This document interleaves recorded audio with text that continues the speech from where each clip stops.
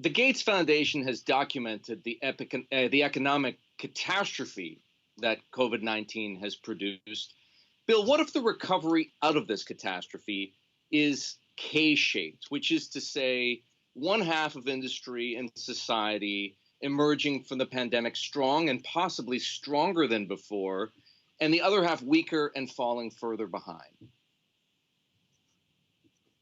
Well, as long as the disease is out there, things like tourism, restaurants, a lot of small businesses will be disproportionately affected, whereas office workers, where the virtual connections has actually meant that their loss of productivity is actually quite modest, they'll continue to have their job and be able to be fairly productive. And so the inequity of this, whether it's between citizens in the country, blue collar versus white collar, blacks experiencing a higher sickness rate than others. Poor countries can't borrow money and spend money like the US and other rich countries have. So almost every dimension of inequity has been accentuated here. And that just takes us back to, we've got to bring this thing to a close. And then you can have the tourism and the travel and the sports and the variety of things, get back to where we were before this. The conspiracy theorists who believe that you helped to create and spread the coronavirus might be easy to dismiss if there weren't so many of them.